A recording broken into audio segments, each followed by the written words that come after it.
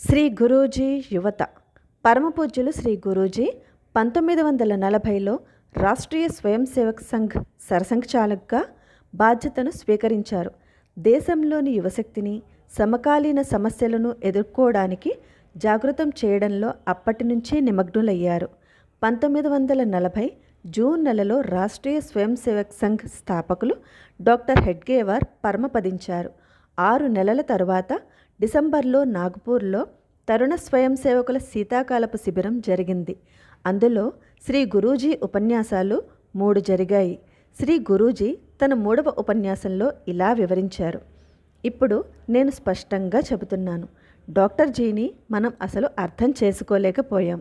మనం మన వ్యక్తిగతమైన వృద్ధి గురించి, వ్యక్తిగతమైన సుఖాల స్వప్నాల గురించి పాకులాడకూడదని, వీటన్నింటికన్నా ఉన్నతంగా ఎదిగి సంఘ కార్యాన్ని దేశవ్యాప్తం చేసేందుకై మనం ఏకమవ్వాలని ఆయన వాంఛించారు. వస్తుతః డాక్టర్ జీ జీవితం మనకేం చెబుతోందో దానిని మనం అర్థం చేసుకోలేకపోయాం. మనకు శబ్దాలు కావలసి వచ్చాయి.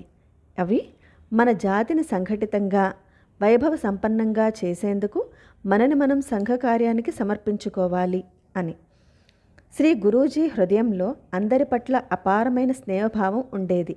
ఒకప్పుడు ఒక బాలుడు ఆయన ఆటోగ్రాఫ్ కావాలని అర్థించాడు. శ్రీ గురూజీ సహజ వినమ్రతతో, బాబు, నేను సందేశాలిచ్చేటంత మహాపురుషుడను కాను అని చెప్పారు. కానీ ఆ బాలుడు విడవకుండా పట్టుబట్టి అర్థించాడు. అప్పుడు శ్రీ గురూజీ చిరునవ్వుతో ఒకే ఒక వాక్యం వ్రాసి సంతకం పెట్టారు. ఆ వాక్యం మానవ సేవే పరమాత్ముని సేవ అని. శ్రీ గురూజీ తన జీవితంలోని ఒక సంఘటనను ఇలా వివరించారు. ఇది వరకు మా వద్ద ఒక సంఘ కార్యకర్త ఉండేవాడు. అతడు విద్యార్థి, కానీ ఏమీ చదివేవాడు కాడు. తన పాఠ్యాంశాలేవో కూడా తనకి తెలియవు. అతని వద్ద పుస్తకాలు కూడా ఉండేవి కావు. ఆ విద్యార్థి పరీక్షలలో ఉత్తీర్ణుడు అయి తీరాలని నేను అనుకున్నాను. ఎందుకంటే సంఘ కార్యకర్త పరీక్షలలో విఫలుడైతే అది ఒక చెడ్డ ఉదాహరణగా మిగిలిపోతుంది. చాలామంది పెద్దలు ఇక తమ పిల్లలను అతనితో కలిసి ఉండనివ్వరు. అందుకని నేను విశ్వవిద్యాలయానికి వెళ్ళి అతని కొరకై అభ్యాసక్రమం పుస్తకాన్ని తీసుకువచ్చాను. కొంతమంది అధ్యాపకులను కూడా కలుసుకున్నాను. ఆ విద్యార్థికి చదువు చెప్పడానికై నేను చాలా విషయాలు నేర్చుకోవలసి వచ్చింది. ఎందుకంటే అవి నేను చదువుకున్నవి కాదు.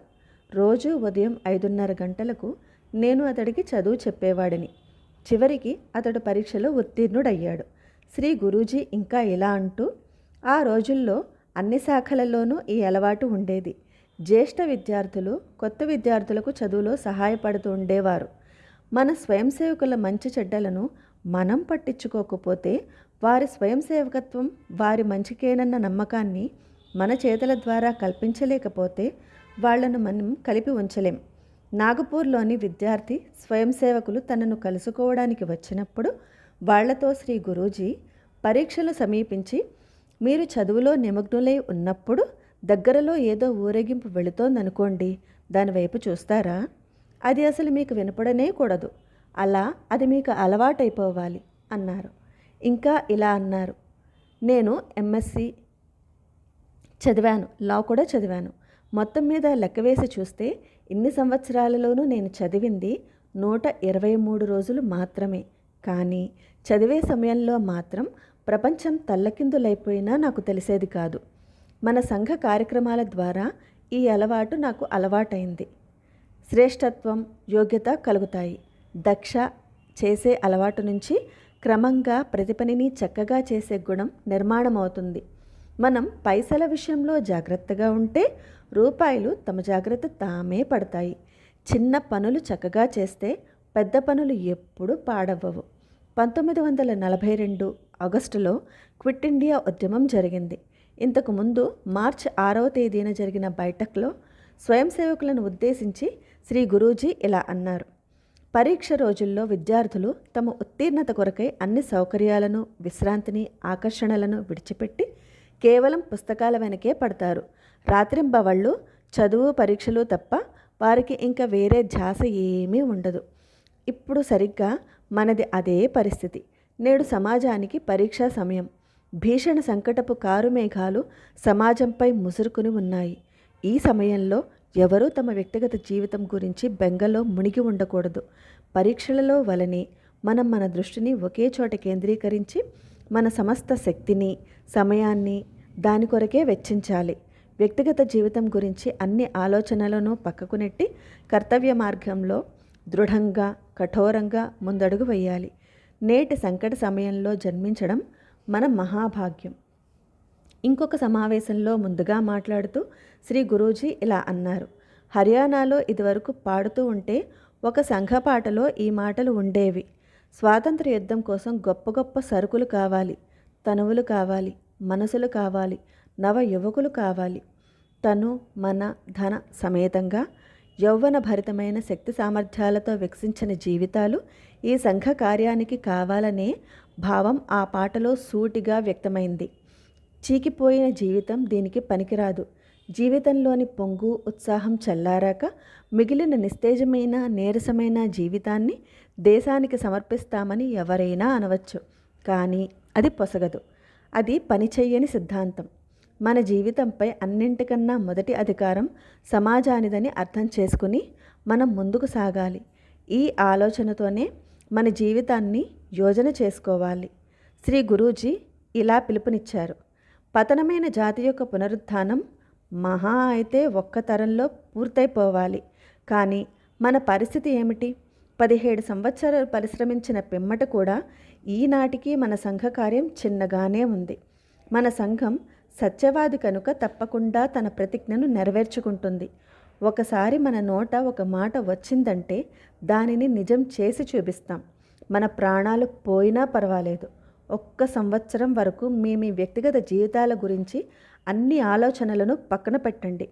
ఈ అసిధారా వ్రతాన్ని స్వీకరించి ఒక్క సంవత్సరం పాటు సన్యాసులుగా మారండి. మీ పట్ల మీరు ఎంత కఠోరత వహించవలసి వచ్చినా సరే అందుకు సిద్ధమవ్వండి. ఈ సమయంలో ఇంటి గురించి, డబ్బు గురించి ఏ ఆలోచనలు ఉండకూడదు. మన సమయమంతా, మన ధ్యాసంతా, ధ్యానమంతా, మన శక్తి అంతా ఈ సంఘ కార్యంపైనే కేంద్రీకృతం చేయాలి. తక్కిన వ్యక్తిగత విషయాలన్నింటినీ మర్చిపోండి. వాటిని మనోద్వారాల వరకు కూడా రానివ్వకండి. ఇంతటి దక్షతో మనందరం అపూర్వ రీతిలో శ్రమించడానికి, అపూర్వమైన కార్యాలు సాధించడానికి సిద్ధంగా ఉండాలి. భారతదేశ విభజన గురించి మాట్లాడినప్పుడల్లా శ్రీ గురూజీ ముఖంలో దాని గురించిన వ్యధ, వేదన వ్యక్తమవుతూ ఉండేవి. విభజన జరిగిపోయింది, కానీ దానిని అంతిమ సత్యంగా శ్రీ గురూజీ ఎన్నడూ అంగీకరించలేదు. అఖండ మాతృభూమియే ఆయనకు ఎల్లప్పుడూ ఆరాధ్య దైవంగా ఉండిపోయింది. మాతృభూమి యొక్క ఖండిత ప్రతిమను మళ్ళీ అఖండంగా చేయాలన్న స్వప్నం ప్రతి దేశభక్తుల్లోనూ, హృదయంలోనూ ప్రవర్ధమానమవుతూ ఉండాలని ఆయన కాంక్షించారు. 1955 పెజావర్ మఠాధిపతి శ్రీ విశ్వేశ్వర తీర్థులు శ్రీ గురూజీని భారత్ మళ్ళీ ఎప్పటికైనా అఖండ దేశం అవుతుందంటారా అని అడిగారు. వెంటనే శ్రీ గురూజీ గంగే యమునే చైవ గోదావరి సరస్వతి నర్మదే సింధు కావేరి జలేస్మిన్ సన్నిధిం కురు అన్న శ్లోకాన్ని చదివి మనం మన సింధు నదిని మర్చిపోలేం అన్నారు. ఆ పైన స్వామీజీ వేసిన ప్రతి ప్రశ్న ఇదెలా జరుగుతుంది అని. హిందువుల అసంఘటిత శక్తి వల్ల, స్థితి వల్ల, దౌర్బల్యం వల్లనే దేశ విభజన జరిగింది. ఆ కారణాలను లేకుండా చేస్తే దేశం తిరిగి సంఘటితమవుతుంది అని శ్రీ గురూజీ చెప్పారు.